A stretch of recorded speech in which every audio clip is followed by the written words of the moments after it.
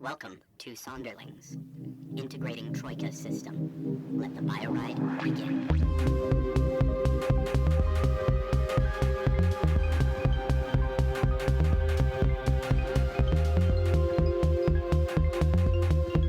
Hey folks, welcome back to Sonderlings. I'm Danny. Joining me as always, Carly, DB, and Jacob.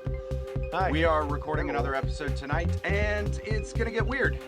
We left off, oh man, there was a whole lot of conversation and then sitting in one place that happened in the last episode. I think it was amazing, but there wasn't like tons of big climactic events like the episode before where they killed the dragon.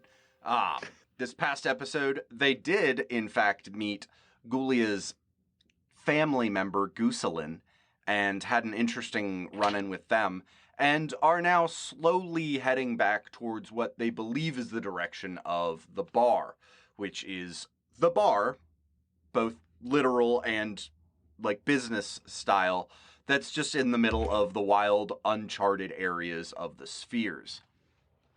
So, that's where we are.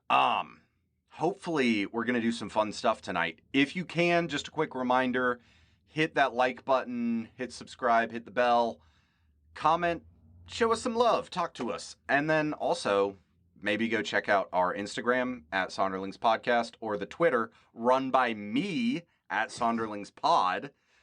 You can find all of our individual handles below us for Instagram. Other than that, we're going to jump into the episode and see what happens, and maybe take a second to comment on Carly's fantastic backdrop. What you got going on there, Swamp Witch? Yeah, thank you. Well, you know, I'm back in the swamp.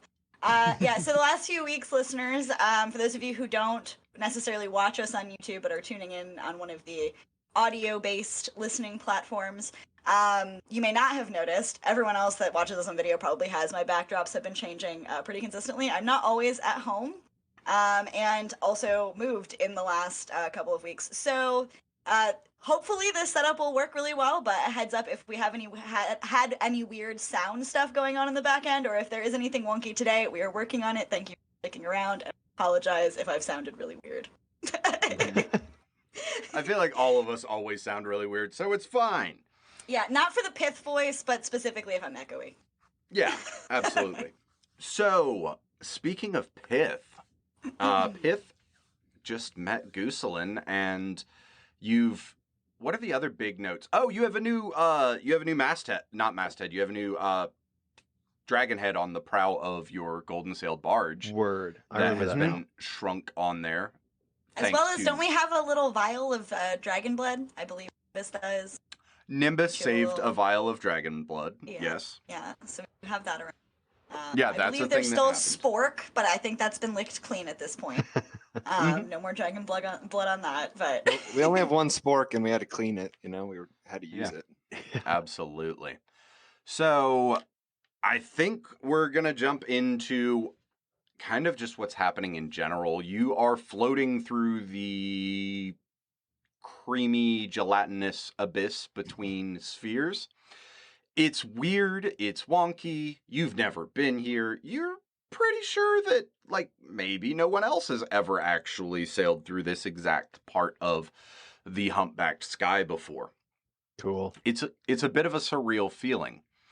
And there's not much around you, but right towards the end of the last episode, there was mention of some cartography. And so I want to jump back in with that and talk about what you're trying to do with that. Nimbus, you said that you grabbed the cartographer's tools and that you were going to be using them. And then you, I believe, failed the check. You did fail the check. And then, because we had to tell you to still mark a tick next to it because you can still try to test skills even if you fail them. Right. So what would you be doing with those cartographer's tools? Like, what's your purpose of, are you just picking them up and seeing if you can use them? Are you trying to do something specific? What's going on? Yeah, I'd say I'm trying to just figure out where exactly we are, and I probably have no idea what I'm looking at as far as the tools are concerned. So I'd say if there's more than one, I'm trying to line them up and, like, look through them towards what are they, by the way? Is it like common tools, or are they just like weird esoteric shapes? So it would be sort of like, for lack of concrete examples, it would be, think weird science fantasy versions of like an actual compass and like Was it like a protractors sextant? and calipers and a sextant and an astrolabe and all of these things. Okay. So there would be a whole kit and caboodle of that.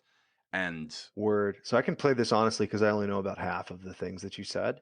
awesome. So so yeah, I'm definitely holding them up to the stars and trying to figure out which end to look through them, things like that.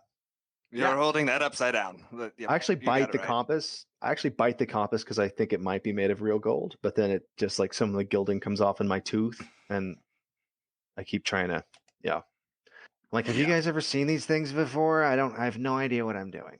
What is this? I think what's true. There's north and true north, right? And they're at opposite ends. What is it? So Pith steps up from I imagine what is left of the puddle of dragon blood on the. No, there's top of nothing the left. You It's all licked gone. it all up. Oh, that's okay. Good. You good. were like it's been tongue cleaned. on the deck, lapping it up. It's been fully cleaned up at this point. Yeah, So now that absolutely. there's no blood remaining, and I see my friend is having some difficulties, I pull myself up from the ground and walk on over, kind of putting my hand out, and I say, "Well, listen, all right. The real key to navigating these waters is following your heart, buddy." And I take it and I kind of hold it up and try to give it a gander.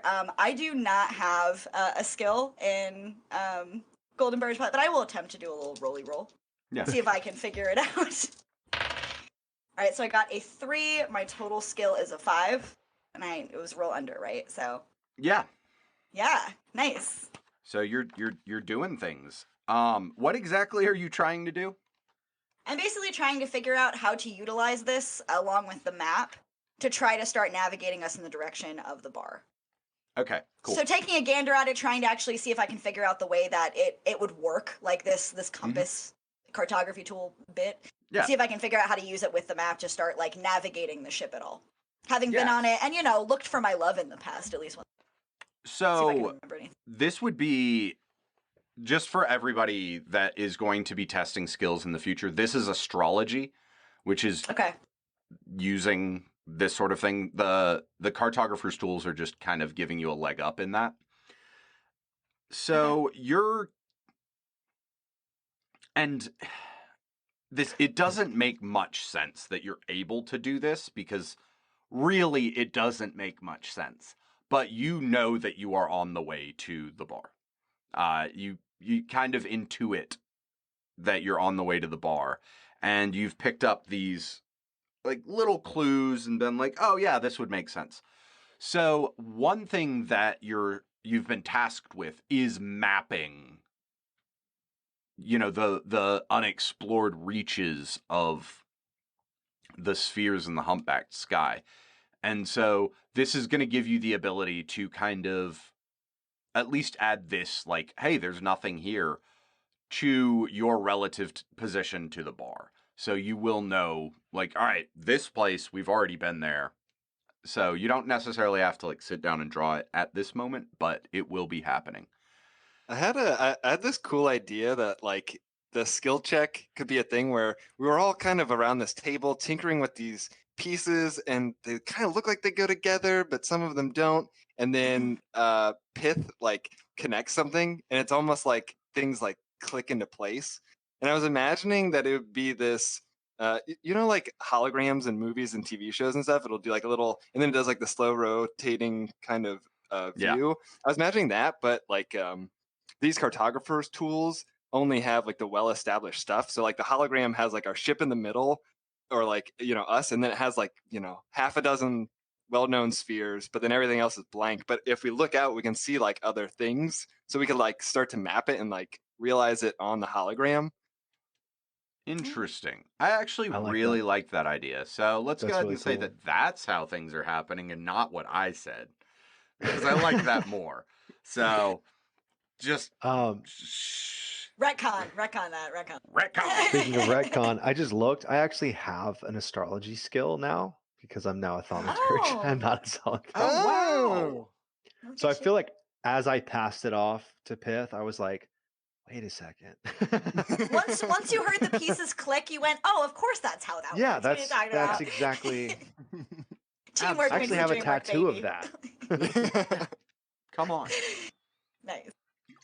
All right, so while that we're starting to move in the right direction, I can kind of sense that. I turn back to our friends, and I pass off the tools, and I gather maybe some bits of paper or whatever was left for the actual mapping portion, since they asked us to do that. And I go to kind of find a cozy spot on the deck to start actually trying to sketch out some of the things that we're passing by. As I'm trying to get settled, I'm racking my brain to see if I can recall us having any sort of makings for something like tea, one might say. Brewing some tea to drink while I sit on top of this ship and do some sketching. I do have an etiquette skill, so I want to start flexing my tea pours. So while you're rummaging for tea adjacent paraphernalia, Yeah. you notice that you still have in your bag the anti-sunflower seed and the slake. I do. They have been left neglected for quite some time. Yes. And you don't find any tea things. Oh, that's horrible. Okay, so the anti-sunflower it's seed. empty. Oh, stop. That's one. Oh, tragic. That's That's one. a strike. That's a strike. You've only got 2 more this episode. Yeah, so I know that the anti-sunflower seed is only supposed to bloom in complete darkness. So now that we're getting farther away from protection, I make a little mental note to maybe stick that someplace down, away from anything in case we get close to any spheres that project into light again. Maybe someplace down below deck would be a good place to set that to see if we can get it growing or something. Maybe in some of that goo and dirt, but that's not my top priority. I do, however, recall that slake is alive to some degree, and I probably should be feeding. So I slide that out of my bag and bring it down into the beneath area of the ship where I was looking for tea. Is there a room of stuff that doesn't seem super important? So you have the fourth room. So you have the fourth room on this ship that is... Okay. It is kind of for storagey things. It's not, there's nothing really happening in there. Probably some of your extra stuff is in there. Yeah. But yes, you can engage in shenanigans in there, I guess. I feel like Nimbus already said that he'd stuck a bunch of his stuff in there. He did. Yeah. Okay. Like you'd just be There's like some- threatening your companions' Okay. possessions. It's So it's like a bunch of way too much like old fancy clothes and socks that I'm probably not even interested in anymore anyway. So Is there an empty barrel around somewhere? Roll a d6, and if you get, you're looking for 4-ups, so 4 or higher. I got a 1. There is no barrel. I can roll against my luck and see if I've got one tucked in my coat. No, it says small. Yeah. Oh, does it say small? Oh, okay. Small. Wow. It'd have to be like a vial or something. Okay. Yeah. So, this slake, I guess I go into one of these back rooms and close the door behind me, Okay. and think for a moment, and I pull out one of my provisions, and I know that a slake sometimes can be, from what I understand, can be a bit picky with what it wants and won't always eat what I want to feed it. But I do attempt to open the stopper and put a bit of a provision inside and see what happens. Kind of like shake it around, see if it's still moving, like an earthworm inside so of dirt. you open the stopper, Still and alive in there, buddy. and immediately the slake scurries out onto your arm and just kind of sits there perched up, looking intently at you with no eyes, but you can tell. Think like Flubber Okay. from the movie Flubber. Yeah. That's basically the slake, just black and inky. And so it like scurries out and just kind of like perches up meerkat style, staring at you. And what are you going to try to feed it? Because Well, after fun fact, yelping, Fun fact, listeners, I've created an entire table of what happens when Carly feeds it things. Okay.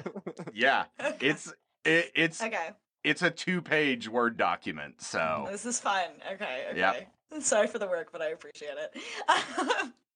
I would. So, after letting out a big yelp at this terrifying, creepy thing sliding up my arm, I was really hoping it would stay in the vial when I uncapped it, obviously, right? I wasn't trying to release No. it fully. Yeah, I mean, I should have thought about it further, but, it's my first time interacting with a slake. What do you want from me? Yeah. Not a big mistake. Oh, goodness. That's two. gracious. That's Two two. That's strikes. two. It's early on. Dude, It's early you only on. got one left. Yeah. Burning hot. All right. So, all right. So after letting out a bit of a yelp, I pull out one of my provisions, dangling in the air, and I, with a squint in my eyes, say, So listen, buddy. I know you've probably been a little hungry. You've been stuck in that glass jar for a few days now. We've been through some things. Me and my buddies. Hopefully this'll do. I don't know. It's not my favorite. And I dangle a little piece of one of my provisions from some granola bar. See if this slake will take it. So the slake kind of side eyes you and swipes out and grabs it, and with the most sullen attitude it can muster, slumps its way back into the bottle, and you can hear delicate munching from the bottle and murmurs of discontent. And then, before you can close the bottle, it kind of, you can see it like, it kind of does a weird thing where it just kind of like pokes its bum out of the mouth of the bottle, and roll 1d6. Got a 3. So, basically, the exact amount of matter that you put into this slake comes out in the form of glass shards. Oh, great. So I now have a granola bar's worth of glass shards. Very Well, you useful. said you gave it like a corner, so yeah. Yeah, You have like a like piece. 2 tiny little pieces of glass shards. Cool. Okay. Nice. Ouch. I look at the glass shards and I go, I mean, buddy, would you also want some of these? Because I don't have any use for them. And I dangle some glass shards in front of him. Take your poop. It back, looks slave. at you with the most upset expression that a GM, I mean Slake, can muster for trying to thwart its system. And it reaches out and grabs the cap to the bottle from you and pulls it in.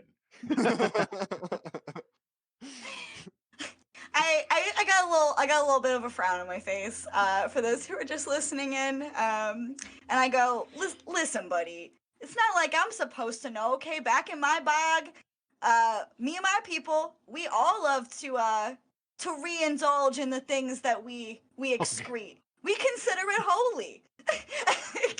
And, You don't know how. take- You don't know how, but you can tell that this just pile of goop in this jar has its back to you.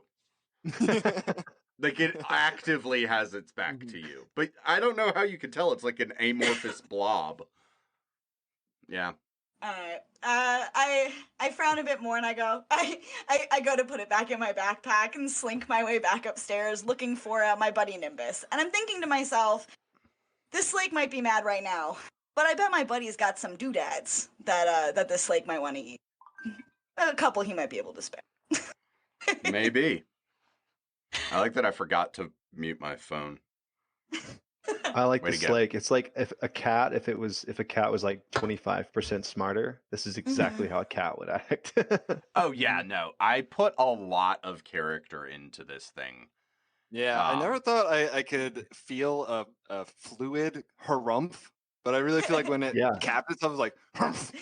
Absolutely. That is the exact noise it would have made if it could have, like, you know, elocuted I like it. properly. All right, so you're going back up to Nimbus. Vigor, what are you doing right now while, like, Pith is just kind Yeah. of rummaging around, being So, weird? So I was thinking about this, and I had, we had slayed the dragon. and we had done some crazy stuff right out of the gate. I was in a new body, right?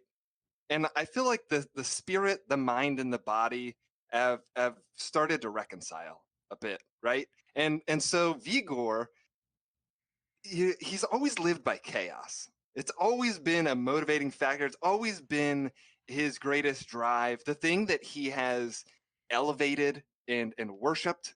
But in being reincarnated as a red priest, I now have distance between chaos and I. So after tethering the dragon's head to the front of the ship, I stand and I imagine the scene in my head is like the wind on the seas of the humpback sky are blowing, and I have like my robes are blowing in this sea wind, and I, knowing that I'm alone on deck, I take off this mask for the first time, and the camera's point of view will be from behind me, so you cannot see what my face is like. But you see me hold this metal mask and turn it, and look at it, and I weigh it in my hands, and I think about what who am I now? Who is Vigor, and how has he changed? And I start to think that maybe things are more orderly and less chaotic than I thought. For on this ship, I now find myself with new but the same companions. I find myself with a Slake who, interestingly enough, consumes matter, but does not grow. Not that I have seen. And there is nothing a red priest likes more than, or nothing they hate more than like gluttony and consuming mass and getting, Bigger. fat and all of that. So I find that interesting. I also find it interesting that before I had this chaos orb, and it had a sentient smoke, and the orb itself would crack if things were not destroyed around it. And I used to think that the thing inside was dangerous, but I've begun to think that perhaps the orb containing it is chaotic. For it is the thing that is satiated by chaos and destruction, and the thing inside is trying to get out. I'm so excited. So Vigor is wondering about all of these things. Oh no. Why Yeah. did I ask you? Yeah. I do have one question, Vigor. So for the people who are listening but not watching and therefore missed the new intro screens, for example, can you describe what your mask looks like? Ah, yes. Let me pull up the picture. I also like that illustrator. I also like that Jacob's eyes just went wide because he remembered that he has to have all those new faces done for this episode. So the mask is actually really dope. It's got I can't remember what the term is. It's not like samurai, but it's like Oni. Is it kabuki? Oni? Okay. The Oni mask. Kabuki is the theater. Oh, right. Yeah. So it's got like the Oni mask, and some of it seems like there's styles that are like a half mask, and they do like the grinning mouth and chin and stuff, but they leave out, and they sometimes do like the bottom of the nose, but they leave out the eyes and forehead and such. But my mask, it kind of has like that grin, and it's like demonic a little bit. Evil. Yeah, but I like it because it's I don't know. I mean, everyone will see it. I'm not very good just at go look at describing our this image. Instagram. Yeah, true. look Check at out the our Instagram. Yeah, go check out our Instagram. Like the Art- picture. Follow art us by on Jacob. Instagram. Yeah. And it will be on the opening of this episode too. So you're Yeah, Yeah. it will. theoretically describing something yeah. that at least people who watch the YouTube videos will have seen. Yeah. Yeah, absolutely. If I get them done in time. Otherwise, I won't be there.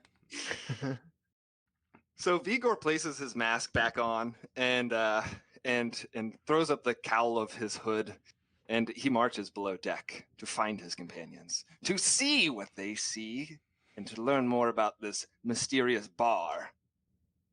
Cool. Nimbus, what trouble are you getting into? I would say that I am doing an inventory of all my baubles and tchotchkes, and just figuring out what I've got on me. Pith, have you made it to me yet? Because you were coming to look for me, right? I am actively coming to look for. Okay. Depends on how long, like what you were doing while I was trying to feed a slake pieces of granola. Yeah, in I the feel like basement. that's kind of a like. Do you want her to have made it to you by now, or do you need a minute to figure out what you're doing? Yeah, I think after like I'm probably still like, man, I really think that I know how to work those cartographer tools. Like, I really like they really seem from I think maybe I put that screw where the other one was I know now. I definitely know what I did wrong. Dissecting the mistakes. I like it. Yeah. Okay. Yes. This is weird that Nimbus is using their brain. Yeah. Yeah. It's wrinkling my brain. It's taking a second for the pieces to come back together, but they're reforming, you know. Yeah. I would say he's probably Yeah. really enjoying like doing a lot of thinking.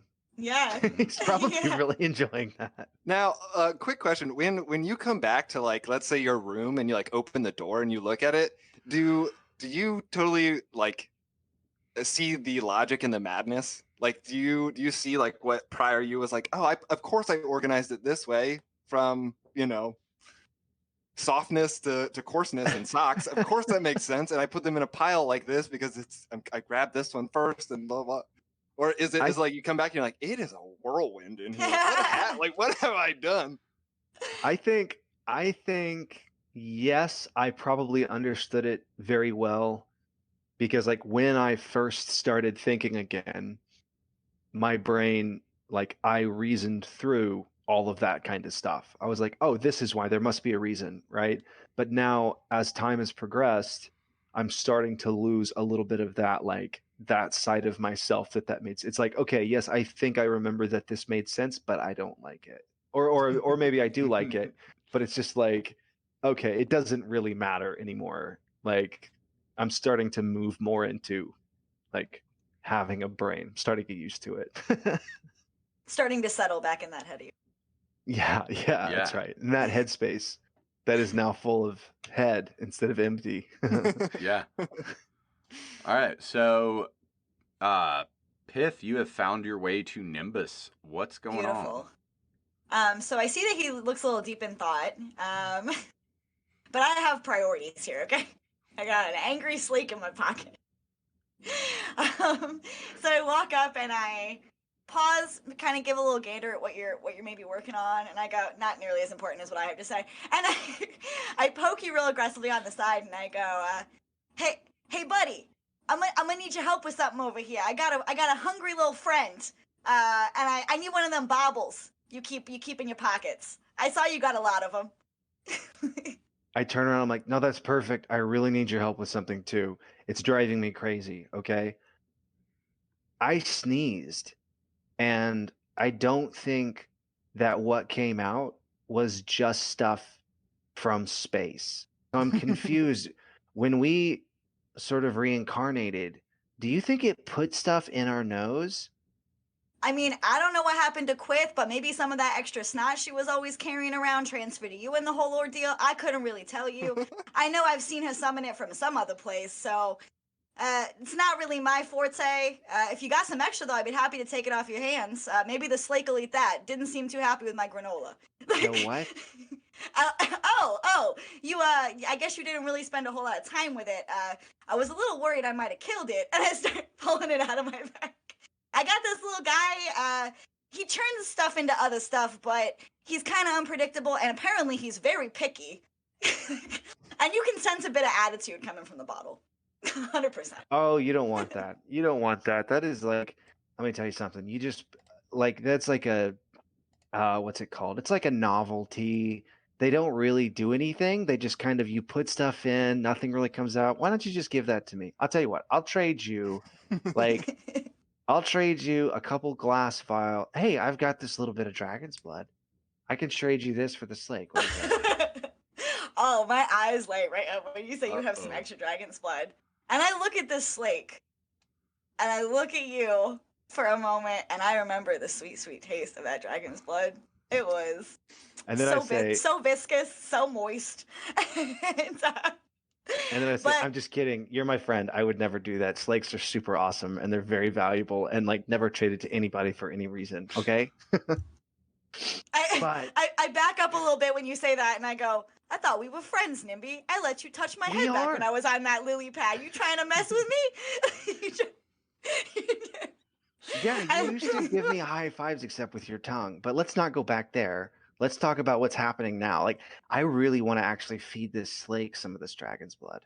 What do you think? Oh, I mean, maybe not all of the dragon's blood because that was some delicious, delicious liquid, but I have been kind of neglecting the boy, and he got quite angry when I gave him my granola. In fact, all he gave me was this, and I hold out some broken shards of glass in my hands. Not exactly what I would call a beneficial relationship, let alone a symbiotic one. So, Well, perhaps some dragon's blood would be good. you never know. Actually, if you don't want those little glass shards, I'll totally put those in my pocket. Oh yeah, you do collect these little tchotchkes. Here you go, buddy. Enjoy them. I Perfect. pass Thank up you the so much. glass. Yeah. And I like pull out this sleeve full of these like ridiculously small glass bottles, but there's like 200 of them, and I just put them inside one.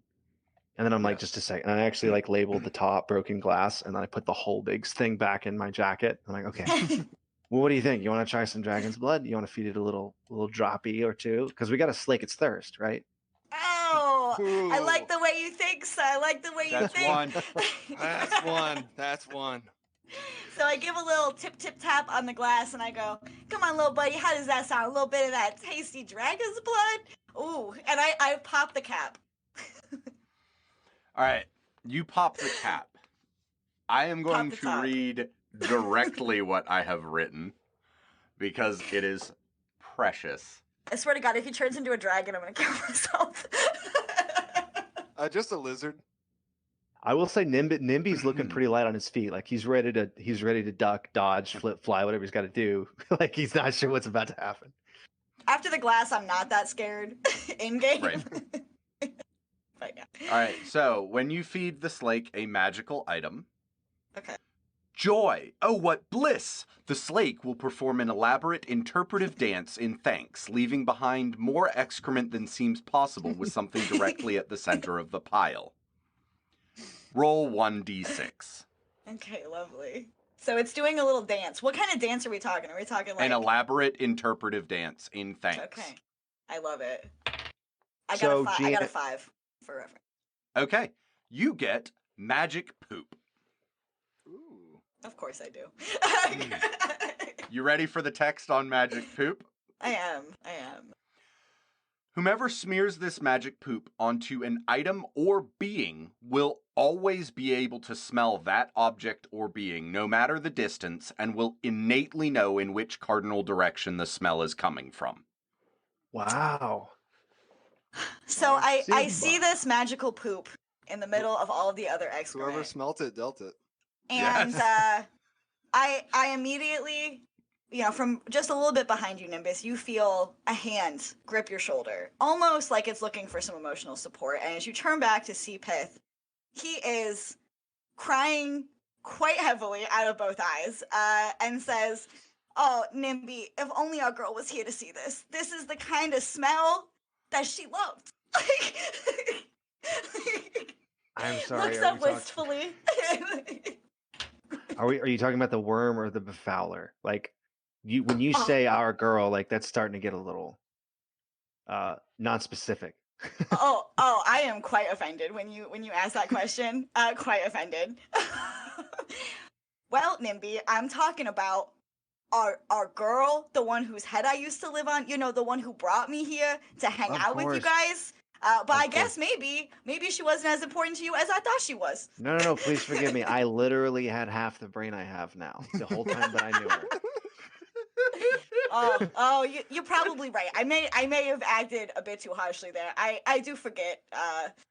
We have all changed a bit recently, That is the greatest excuse ever. Yeah, definitely. I feel like you're gonna lean on that a lot. Oh, yeah. GM, real quick question. Yeah. So I had like maybe I'm gonna say about a 4-ounce vial, just off the Mhm. top of my head. I was planning on saying that I pulled out a dropper and I said give it a couple drops. Is that okay? Or do you feel like in order to get the magic poop, it would have had to been like how much of it did I give it to get the I magic will say, if you had a 4-ounce vial, I will say 1 ounce will be sufficient. Okay, cool. 3 ounces left. And then you will have what is essentially an ounce of magical poop Okay. to smear. Not too But much, but I you like Harley get it. will, one yeah. smear out of it, by the way. Like, you can't, like, split it in half and smear it on 2 things. I mean, 1 ounce is a very small amount. So, I like that you know that, weirdo. I'm a dog walker, okay? Yeah. So yeah, I do know exactly how much 1 ounce of poop is, and I'm not proud. Did you have to look directly at the camera when you said Uh, that? That's called audience engagement, and yes, yes, I did. Okay. Cool. Sweet. I just want the rest of this episode to be you all feeding the Slake random things and seeing what happens. I We're put just so like much work into floating, this. buoyed out in the sea because we fed the Slake most of our ship. Yeah. Can I tell you how much work I put into this and the anti-sunflower seed? Oh, I like it. I like it. they're both delicious. Beautiful. Yeah. All right. Well, so, I make sure to store that poop down below deck. And Yeah, don't store it upper decker. I'm gonna start over deck. Go ahead and store that below deck. And while I'm down there going to stash it, a little light bulb goes off, and I think, this might be a good time to shove that sunflower seed in some of that soil, where some of the tree's roots are growing. So I go ahead and I kind of try to find a spot that is in kind of one of the darker areas of the room. There's not really any light or anything coming. And I just go ahead and I bury the anti-sunflower seed, kind of trying to get a nice little, I don't know, a couple inches of depth into that soil ethereal goo blend. Yeah, just pop it in there. Don't talk to your shipmates about that. No, I'm not going to. I'm not quit anymore. I'm a rascal, okay? And this thing's weighing down my bag. I only got 12 spots. I got some provisions I gotta fit. I got a Slake I gotta feed, okay? all right. I want you to roll 1d6. I got a 5. All right. So you plant it. You'll find out eventually what happens. Beautiful. I whisper as I'm getting ready to leave. I want to draw right in the soil above where it was what appears to be almost like 2 interlocked infinity symbols. I take one last look at it and I go, this one's for you, Quith. Just like your eyes. I miss him so much, baby girl. And I kiss the little spot of soil and then I wipe my lips and I head back upstairs. Fantastic. Vigor, I please really tell me thought- you're doing something remotely sane during all of this. Well, I've been walking the halls of the ship, been walking down to find the companions because I've been thinking.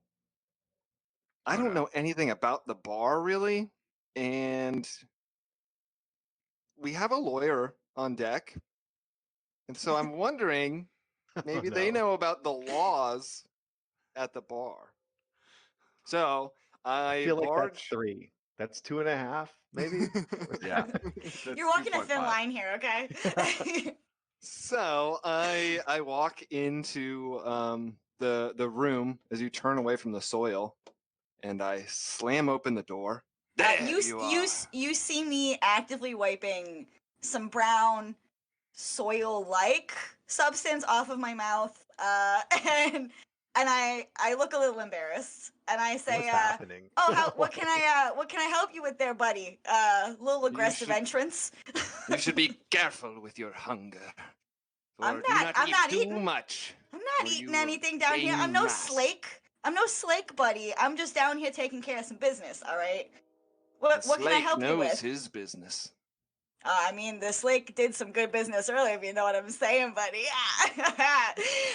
But what can I help you with? Really, you're kind of busting up a little party moment I was having. Well, let me not disturb you. We are only heading directly to the bar. There's a bell in this room, right? Just hanging like on the wall. Okay. And I go and I clang, clang, clang, clang, clang, because I want to summon Nimby. Okay, I guess there's a bell in this room. I It's figured that canon wasn't now. too much of a reach. I was like, he'd probably give me that. Sure. It's just your world. I'm living in it.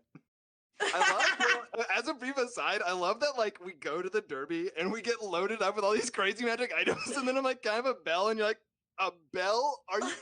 Yes. I twist my arm. Okay, I'll give you a bell. All right, so I'm ringing I this. get it. I'm gratefully ringing this bell to summon Nimby to the deck. Or As soon as you to start, the cabin. as soon as you start clanging this thing, I look at you. It's very loud, and I say, "Buddy, but I don't even know where that bell came from. But if you could quiet down, we are in the middle of the humpbacked sky out here." And like, I kind of try to stop your hand from slamming it quite so aggressive.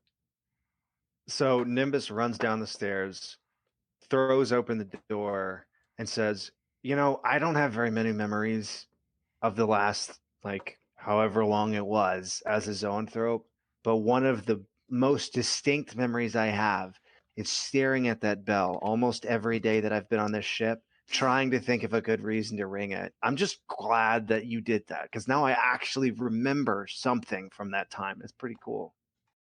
That is very cool. That was an emergency drill of our response time. Nimby, good job. To run into the You? bottom of the ship?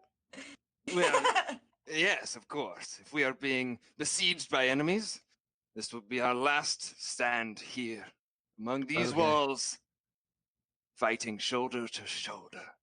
Don't mind old Vigo over here. He's just being his old chaotic self, making noise, ringing bells, busting up my private moments. Hey, I am no longer my older self. For if I was, I would rip this bell from the wall. But I'm very grateful. Fine, I've got a super big pocket right here that I thought you were going to say you had other bells. No, I can check. Do you want me to check? Well, I would like you to check one thing, old Nimby. Speaking of pockets, for quite some time, I know Quith was kind of hoping to put some of that nasty goop that used to keep in those bags at an altar she was gonna build on the ship. She's not around anymore, but without her, I would like to say a few prayers to old Papa. You know what I'm saying? So if you could maybe donate that, I'd like to get a little bit of something going. Maybe feed the tree. Have a little prayer session before we get to the bar. Who is That's- this Papa?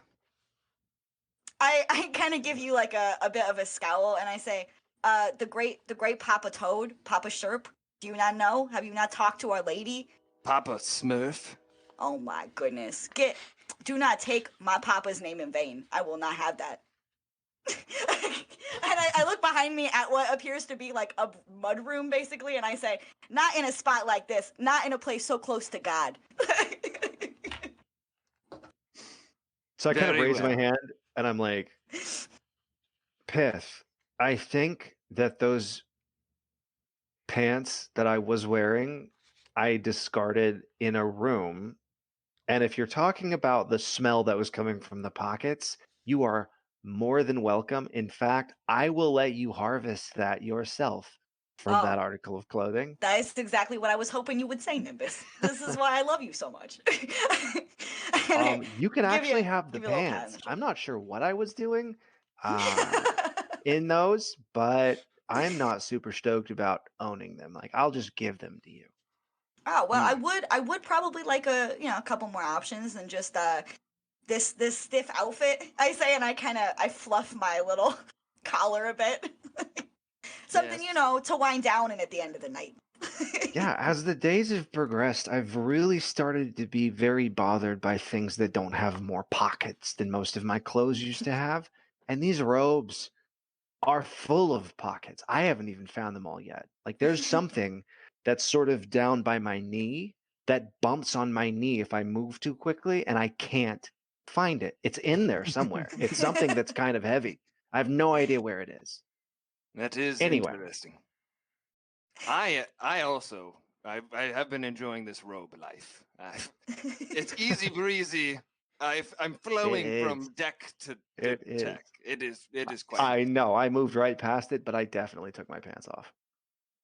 I mean, I will say the robes do seem better than some options. A little bit less stinky, a little less close to our lord than the robes I used to be so close and dear and near to on Quith. But I will say it is always restrictive to not be in my nude toad body. You know, I used to have a lot of freedom. I can see totally understand. that was definitely 3. That was is 3. definitely That is 3. 3. That's for sure. We'll let that one rest. So is that it? Was it just the drill, or do we want to? Well, I wanted to call a meeting of the 3 companions. And you Title to be hear a determined at a bump. later time.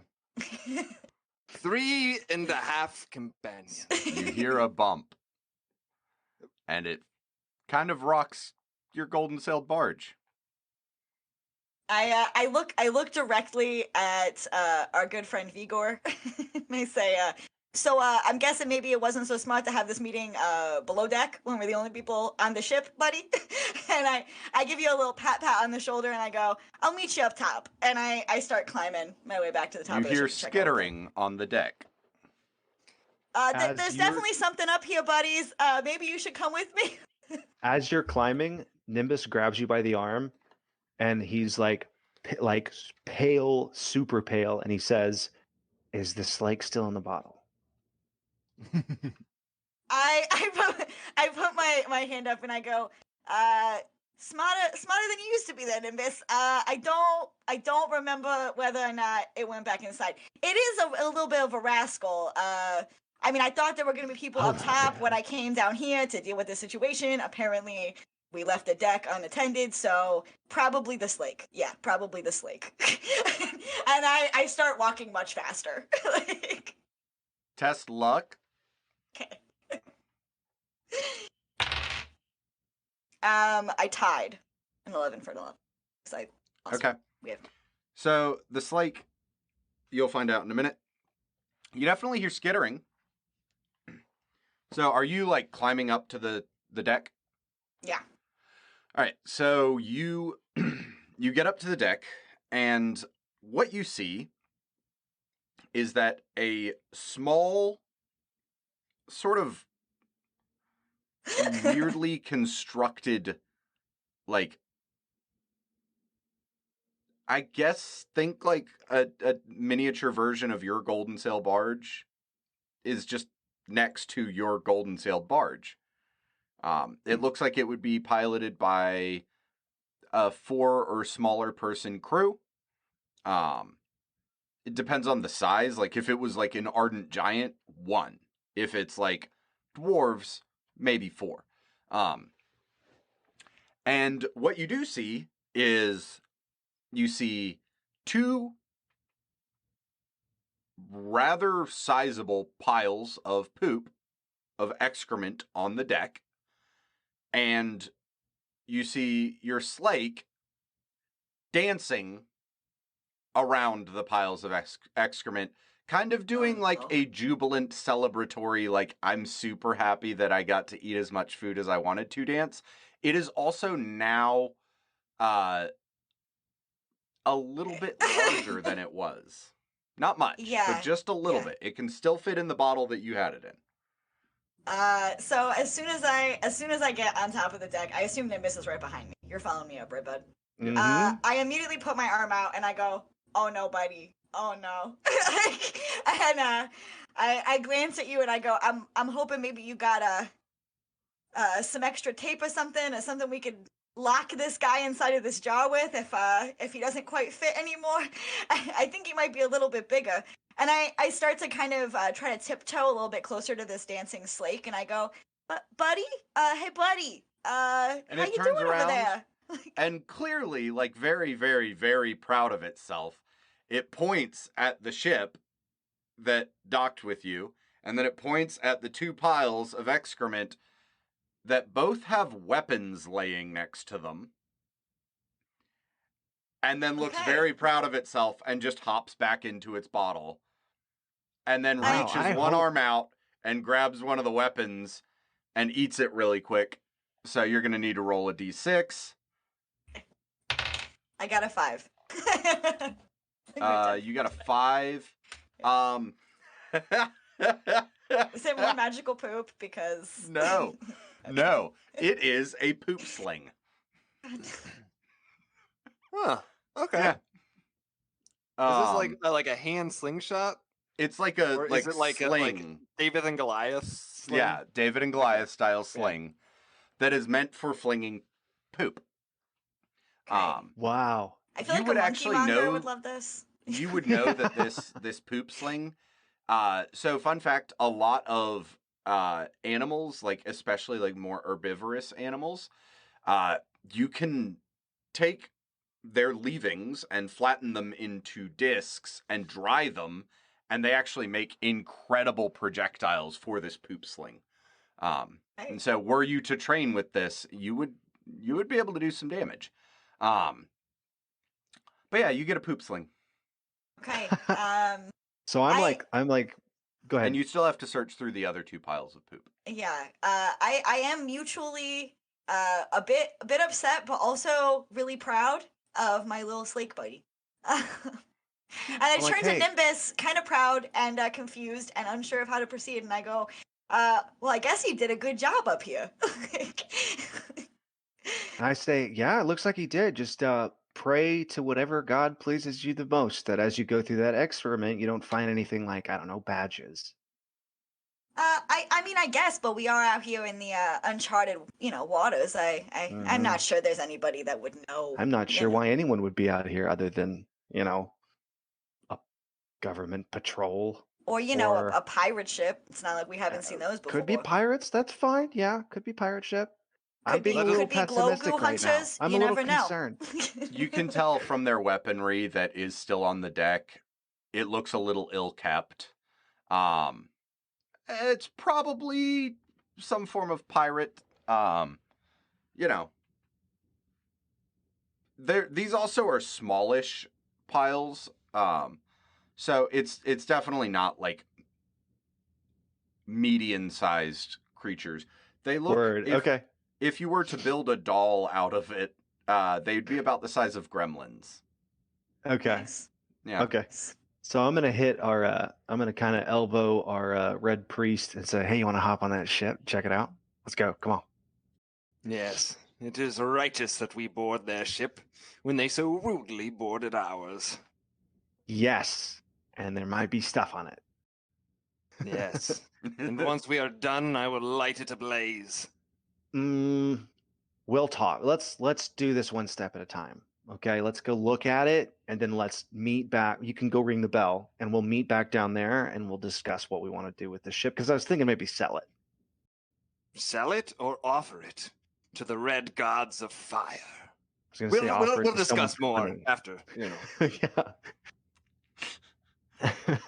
So All right. as you guys are having this conversation, you look over and Pith is unabashedly digging through these piles of excrement to see what items have been left in the slake, while he is also simultaneously cooing over the slake in the jar. Saying something like, "Oh, baby girl, you are such a sweetie. I had no idea. I can't believe I left you alone for so long. I'm so sorry." All right, so you are cooing over your slake while Vigor and Nimbus decide to take a look at this other little ship, boat thing that's happening. And see what's the sitch with it. So the 2 of you board the small little skiff, as it were.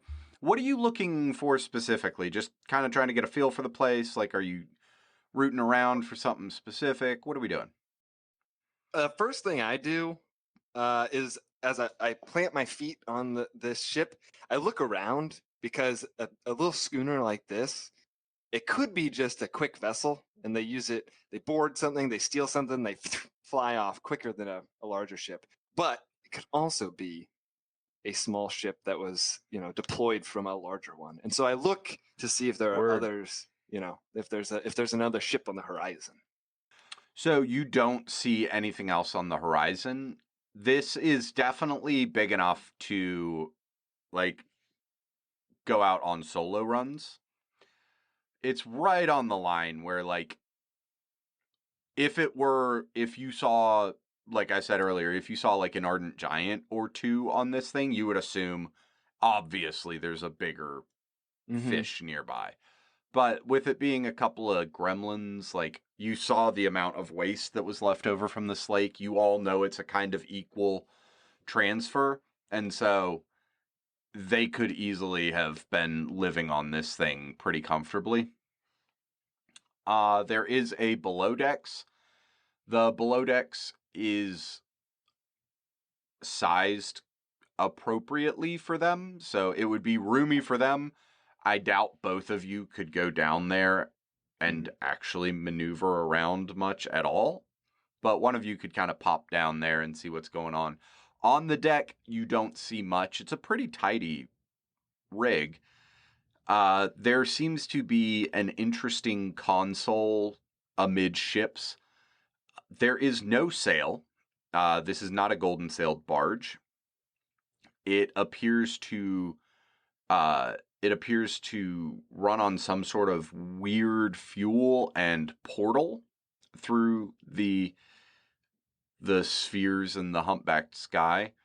And so Is you're it a not sure. plasma based kind of thing? Maybe. Does it look? I don't like... know. Are you there? I'm not. I'm mucking about on the deck of this deck of the main Mucking ship. So about. Get it? She's mucking a bit. I am. So what are you two dubious gentlemen doing over there? I believe you have the nose for trinkets and treasure. So if you go below deck, I shall see about fastening the ship to ours so that we might tow it.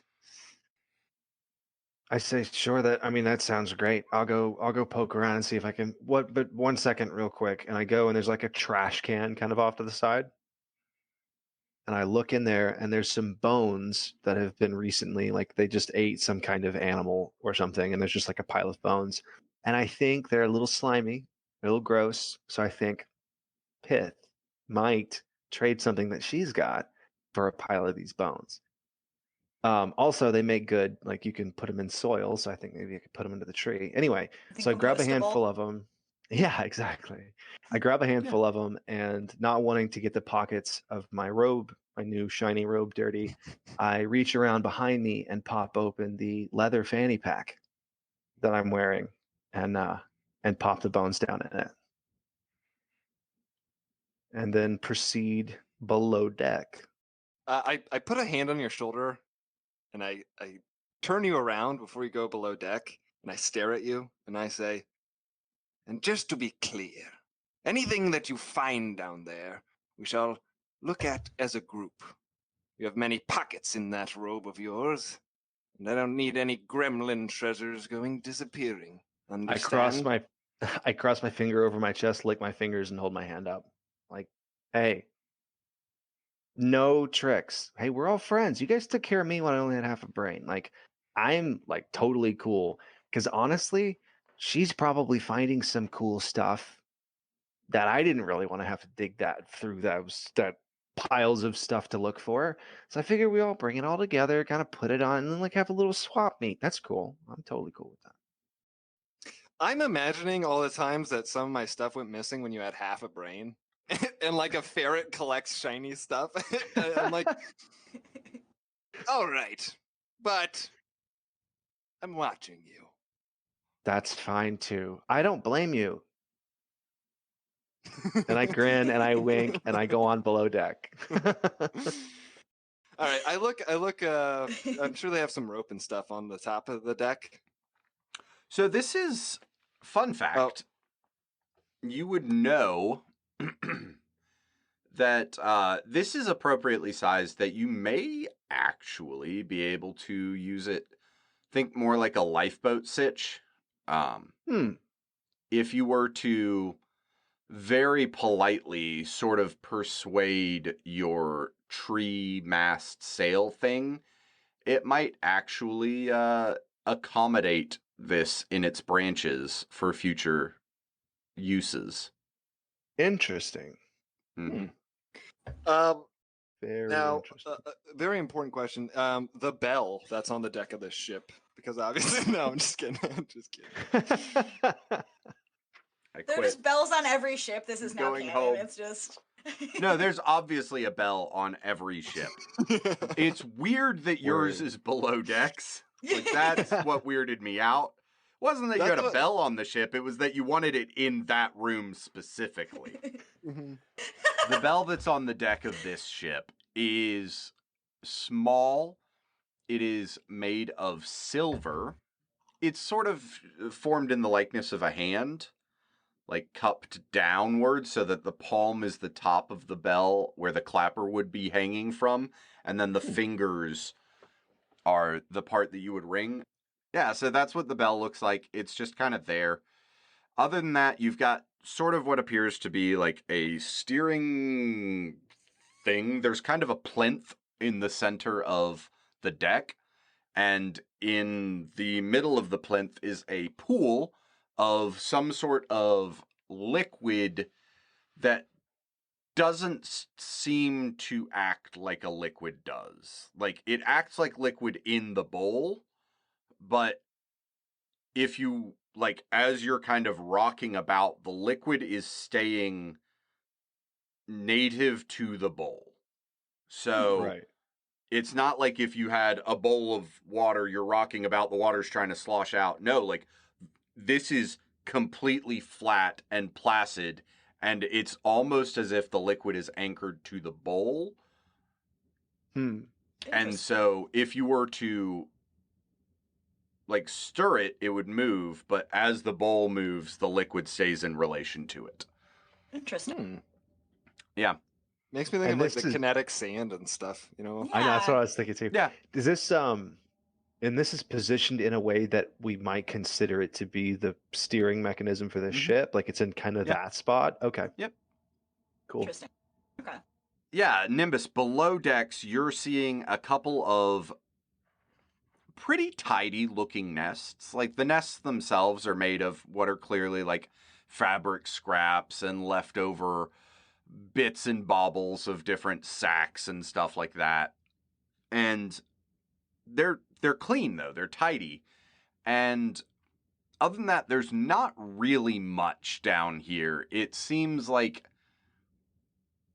they either just kind of got rid of everything that they had and were going out on a fresh run, or just started and hadn't had time to accumulate anything. You know, the moral of the story is I gave you enough items already, so you're not getting any from here. It was a gremlin ship. It wouldn't have items. They're little. I will say pests. that I I mean, will they're say pests, that, but they also collect shiny baubles and stuff, Yeah. so Yeah. it could I will at say some that point. as a thaumaturge, I definitely am like very, very obsessed with finding shiny trinkets, and I'm very like if you took me to an antique store, you would go crazy before you could Mhm. get me out. Like that kind of guy. Yeah. So I'm like I like actually lay down in one of the nests and like So, like you in real life. yes. Yeah. I like lay down in one of the nests and like if I was a gremlin, where would I hide stuff? Like trying to get into their headspace, like smelling of it and stuff.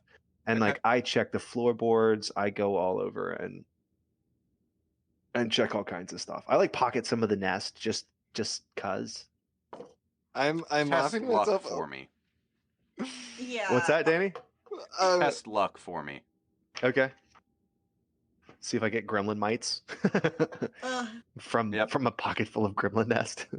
I mean, he literally used the term nest, which to me, like, it brings to mind like a rat's nest or something. It's not I like a did thing I'd also wanna very be clearly say rifling that they were around in. clean. Yeah, but still, it's called a nest. I mean, I don't know. I wouldn't go rifling around in gremlin I'm good. nest. I rolled 7 out of 10. Okay, Nice. cool. DB, what were you gonna get into? Well, I was laughing to myself because I like the idea of, you're in, and it's kind of like the inspector in like a movie, and they come to the Right. scene of the crime, and they're like, I have to get in the mind of the killer. But for you, you've got these robes and you're jingling and stuff. And you're like, I have to get in the mind of the gremlin. But the nest is really small, right? And so it's like you're there and like you've tucked your knees up to fit in this little like cubby, and you're like looking at the ceiling trying to get in the mind of like this pea-brained gremlin. And you're like, where would they hide their treasures? Eat, sleep, and breathe, gremlin, to truly understand as you like rock back and forth in this little nest. And I'm like, what the? What's happening? I love it. I love it. The So- joys of reincarnation. As you're laying on your back in this nest, knees tucked up to your chest, kind of like trying to put yourself in the mind of the gremlin, you notice that carved onto the ceiling above you in a square. So there's a square, and it's divided into 4 squares. And there are letters in those 4 squares that you can't quite make out. They seem to be very faded over time. So if you would like to try to test skill to take a rubbing of this, because I know you have like a stump of a pencil and a scrap of paper in your robes. So you can test your just base skill to try to take a rubbing of this and see if you can figure out what these are. Okay. That's a negative. Okay. A big negative. Cool. Can I actually succeed in taking a rubbing of it? I just don't understand it. No. That's not fair. Can I just Well, I mean, it's succeed just even holding a though I piece of failed at paper that up and- roll? No, like you just hold a piece of paper up and rub a pencil over it. It's not like Well, Yeah, but what- this is how do I very, mess that up? very worn. Like, this is Okay, all right. old. It's very faint. And so you just tried it a little bit too aggressively. All right, I like so... to think the piece of paper that you were scribbling on, you like fold it out and you go to do it, but then your pencil punches through because this is actually when you used to blow your nose. I'm You're just talking too about in the snot, mind. and it's actually just really wet, and you're like, God. I'm just like too in the mind of the gremlins, and I do it like super rough and wild. And I'm like, and like Yeah. add it to the nest. What are those noises down Absolutely. there? Nothing. Nothing. Man, I hate to tell you, there's nothing really down here. There's some nests, and it looks like the place is pretty cleaned out. I mean, I don't know if they had most of it on them. Sometimes gremlins like to hang stuff off of themselves very strangely. Like they put everything in their pockets and like carry a whole bunch of stuff around with them, which is very odd. But anyway, that might be the case. And that actually all might be in those piles on the deck. Other than that, I have no idea. I can't find anything that looks like a hiding spot or anything like that down here. You want to come down and take a look? We can swap. My axe doesn't fit down there, so I shan't venture down. That's fine. You Here. should have. I toss You down should- a bucket, and it goes clanging down the down into the cabin down there. Clean Uh-huh. it out, or I don't want any gremlin filth. Okay. You know what? I'll do that. That's fine. A pith. Are you looking back? Are you looking back at me? So I have officially at this point, while you guys have been examining the ship, I have rummaged through the previous gremlins that are now excrement. Seen what is around. Which, by the way, what were in the person piles? Eggs. Oh, the eggs, right? Perfect. Yeah. So I've stored those eggs in a safe place, kind of over back down beneath ship, and I am now standing kind of at attention since I now realize that somebody has docked our ship. You guys aren't really there anymore. I've already, sorted through the poop. So I am doing my best to practice a bit of etiquette and to look very professional on the front of the ship. Look like I'm standing guard a little bit. So when you say my name loudly, it spooks me a little bit, and I turn and give you a flourished bow and say, What is that? A dance? no, I'm just trying to show you that I can be a professional as well and hold down the ship. I know I let that slate go earlier. I wasn't really paying too much attention, but I didn't want you to get the idea that I was slacking. Yes, you were slaking, is what you were doing. Now catch this rope. And I That's toss 3. up- We're done. I catch the rope though. All right. I'm going back above board, and I'll tether it. I shout down to you. When you're done cleaning out that rubbish, I will, I'll be back. And I scamper up the I say, "Oh, yes, sir. Yes, sir. I'll yeah, let me just and I'm kind of half-heartedly like putting sticks and like examining the sticks and putting them in the bucket more or less one at a time. Like it's not I'm gonna be down there. Also, you notice upon getting back up this rope, Vigor, that I have not cleaned any of the piles of poop. I am a young guardy lawyer. I don't do such things. But I have gotten all of the eggs and items out of them, so there's still poop all over the top of the ship. I didn't clean that up. All right, one thing at a time. One thing at a time, Vigor. Get a shovel first. I go down and look and see if we have a shovel. Oh, now you're looking to see if you have a shovel. You're not just deciding that you have items. Well, the Check next to the bell. The bell was a given. What ship doesn't come with a bell, okay? But a shovel? Maybe that's a little more rare. Roll a d6, because I'm pretty sure a shovel's more common than a bell. But anyway, roll a d6. A 4.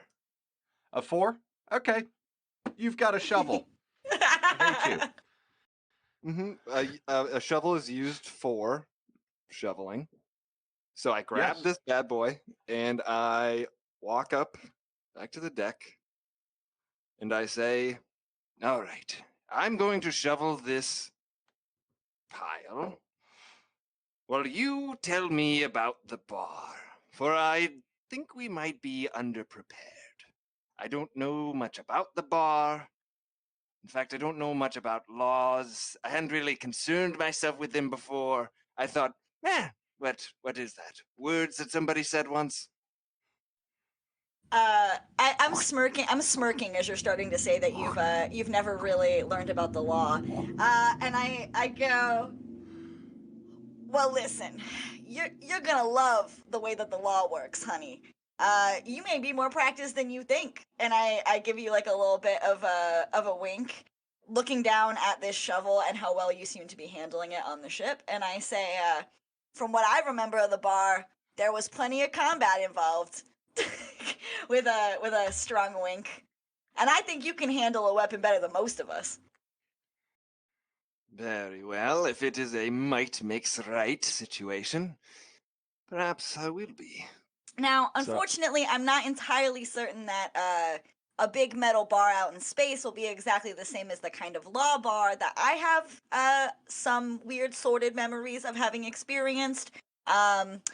I do think that somebody told us, if I was listening correctly when we were leaving, that they also serve alcohol here at this, or some sort of, thing that you could imbibe upon depending on what your preferences are at this bar. And if that's the case, I'm also thinking, it might be a good place to flex, talking to strangers, getting to meet some new people. Maybe a bit of etiquette is something that you could practice between here and when we get to the bar. As something that I know pretty well.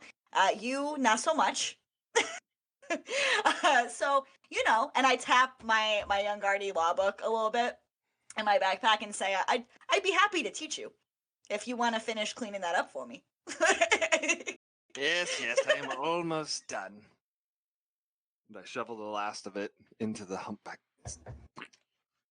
How is it going down there? I shout down to the little schooner. I come up and I've got a bucket with maybe 17 or 18 sticks, little twigs in the bottom of it, and I dump it over the side. I'm like, I mean, it's a pretty big mess down there. Aren't you just supposed to? I thought you weren't supposed to stop at the bar. Weren't you just supposed to always, like, I've always heard pass the bar. I've never heard stop at the bar. Isn't that a thing? Is that this place? Well, I mean, I have heard that passing the bar is the only way to truly succeed if you want to become a real lawyer. I've also heard that passing through the bar real fast is how you pick up some of the best companions. But I mean, you might be right. And I give you like a little bit of a wink. All right, so in the, I don't know what you call It's not a horizon, but it's the horizon. But it Sure, say isn't. the horizon. At the No. crest of the humpbacked sky. No, Just it's not a in the horizon. distance. I refuse to use that mundane word. On the horizon, you see. Yeah, I know. I'm getting lazy. It's the end of the episode. On the horizon, you see a bright and shining spark. It appears that there is something of import that you are heading towards. We're not sure what it is. Hopefully, we'll get there soon with no more dilly-dallying. That's something that we're going to have to find out for next episode. As you see this spark sort of start coming into view, all of you are kind of able to start thinking a little bit more about future steps and a little bit less about like, oh, what are we doing at this exact moment? What are we doing? You know, like now that we're about to be somewhere, what's happening next? What are we going to do? What are we going to do to get prepared for probably having to interact with other people and to do all of these things? So what are we thinking about? So as soon as I see this glint off in the distance, I turn back to Vigor, who is still aggressively shoveling poop off of the deck of the ship, and I say, Lesson 1 in etiquette, buddy. Before we get to that place over there with the people, I'm assuming, probably best to get every speck off of that deck of the ship. You don't want to roll up smelling like excrement. Unfortunately, me and my people have been told that plenty of times. And I lean over the edge of the boat, kind of like down at the little schooner that our friend Nimbus is in and cleaning out, and I give him a little holler and say, hey buddy, there's something up here you should probably come check out. Probably a little more interesting than those twigs. And I'm pointing off in the distance at kind of the glint that we can't quite make out yet. So I act like I was super busy and like, oh well, I mean, I guess, oh man, I'll just have to finish this later. I kind of just toss the bucket back down into the bottom of the ship, and the bucket only hop has over the 4 railing. twigs in it in the first place. Like you Yeah. didn't pick anything up actually. No. I'm working through and I'm shoveling. I'm bringing the last shovel to the side and I toss it over. And I think, God, are we gonna have to name this other ship too? How does naming ships work? Is it just the main mommy ship that has the name, or do both ships have names? And as all of you are thinking these just weird and disparate thoughts, you are getting closer and closer to your next destination. And that's where we're going to end the episode. Cool. I'm not telling you what it is. You can't see it yet. So the main thing I want to plug this week is, well, unfortunately, the Kickstarter for it has already kind of ended. But in general, I really want to plug in the artist who's behind the Alleyman's Tarot, which came out on Kickstarter. By the time that this airs, the Kickstarter itself should be over, but the publisher is 713 books. So that's literally the number 7 exclamation point 13 books. On Kickstarter, they do their campaigns under 713 books, all spelled out as one word. But they've been making a ton of TTRPGs, like smaller time ones. They've done several tarot decks. And the Alleyman's Tarot specifically, I think, is just like from a creative standpoint, really, really interesting. And he has built the creator behind it, Dane Asmund, I hope I'm pronouncing that correctly, out of Denver, Colorado, has built all of this really insanely cool lore around not only the tarot, but really about, I think it's 40 worlds in total that he's built between a lot of these TTRPGs that he's worked on and smaller games. Yeah. And so I came upon him through the Alleyman's Tarot. If anyone out there is invested, I hope you're in the Alley on Facebook. Engage with me. It's a super cool little sub-community that is super into the lore and also obviously into the idea of this tarot deck. What he did with this specifically is it's a combination of all separate decks. Each card is from a totally different deck by a different artist, has a different backing. It's meant to look like literally a deck that some guy in the back of an alley in like, you know, a fantasy game might pull out for like 2 pence and tell you your future.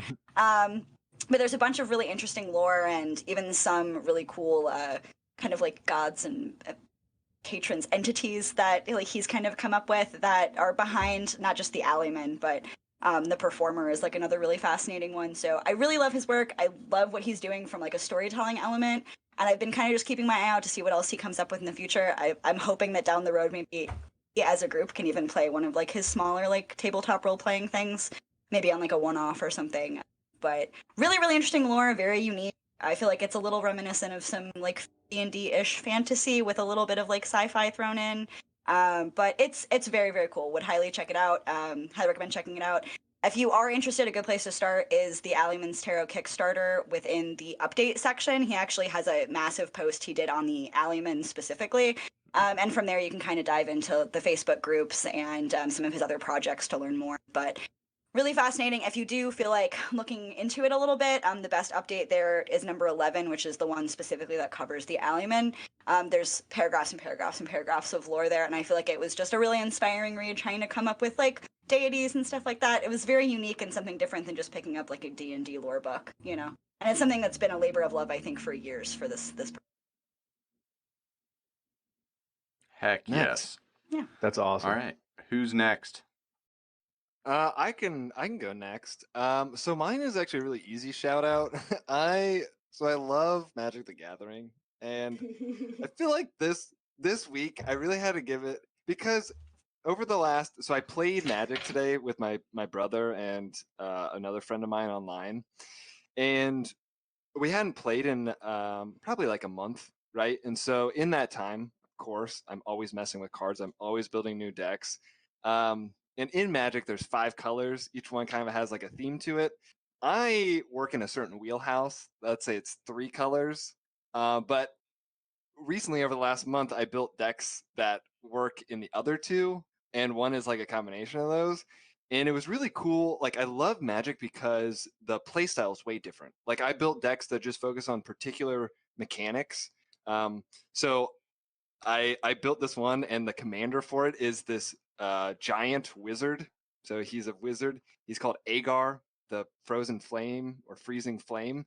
So he's all about drawing cards when you kill your opponent's creatures.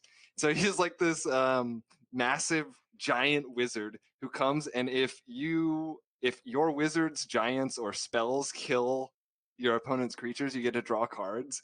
And I just love. I use like a spell slinger deck, and usually I go like big creatures, but this is like a spell slinger, so he's like, you know, I'm essentially doing a bunch of burn spells and like direct damage spells, and it was just a lot of fun. I was just playing like earlier today, and I just had a lot of fun. And I have to give a shout out to Magic the Gathering. If you've never played it before, there's a bunch of different formats. I play Commander. It's 100 cards, unique cards in a deck.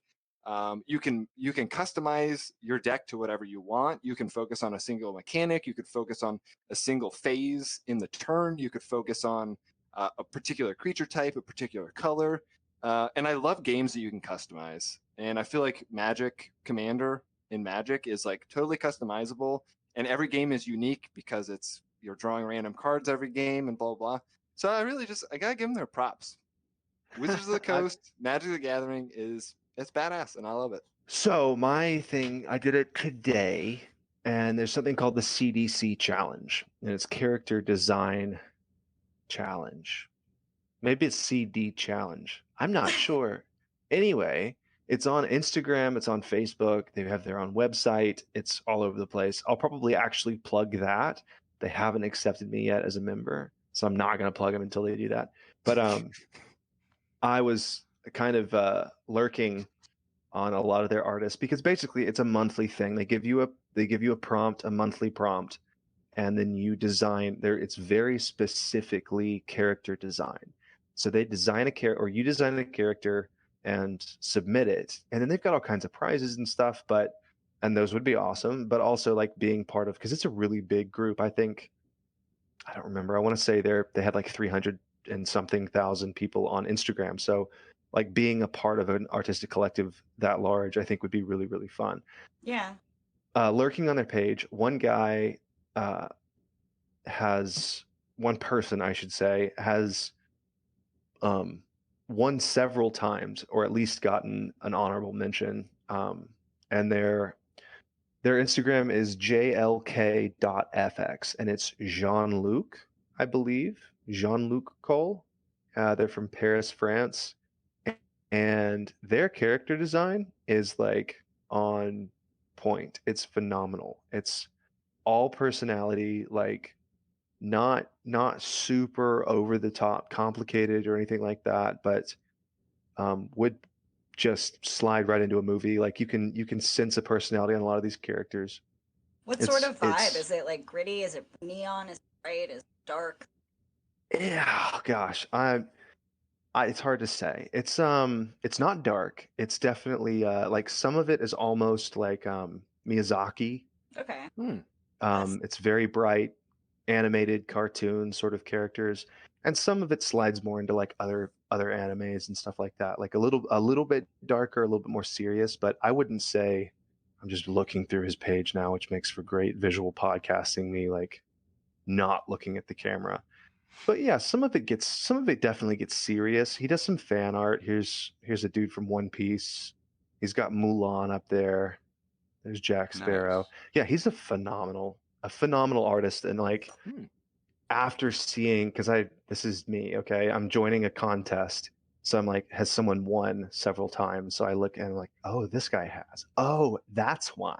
Okay. Yeah. Like I get it. Like this guy's a phenomenal. This is a great example of character design. Yeah. Anyway, that's my plug. I think he's awesome. I'm looking Very cool. forward to seeing his content as it comes up. That's fantastic. My plug this week is Exalted Funeral. If you Solid. haven't visited their Lovely. website, go visit it right now, exaltedfuneral.com. You should follow them on Twitter and Facebook and Instagram and everything. They are kind of the weird esoteric publishing house of the States. So they're the people that Melsonian Arts Council goes through for distribution here stateside for a lot of their distro. I think Witch Hazel also has some of the Troika stuff as well, but I know that Exalted Interesting. Funeral's the big one. They do really cool stuff. They have regular, really cool sales. I've seen them do humble bundle stuff occasionally, and everything that I've bought a lot of books from them, and every single book I've bought from them has been top quality, like really well done. So I've always been impressed. So yeah, absolutely check out Exalted Funeral for all of your weird esoteric tabletop gaming needs. Other than that, I think we're calling it. I'm exhausted. So we're going to call it quits. Thanks everybody for stopping by. You're wonderful. If you can, give the video a like, comment, subscribe. Do those things that, let us interact with you. Yeah. Follow us on Instagram, Twitter, all that stuff. And hopefully you'll have a fantastic night. Later, nerds.